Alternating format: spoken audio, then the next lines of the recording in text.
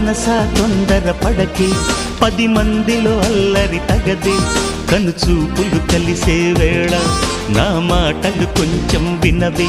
చిరునవ్వుల దేవిని చూసే సుముహూర్తమొస్తున్న వేళ నీకెందుకే ఈ తొందర.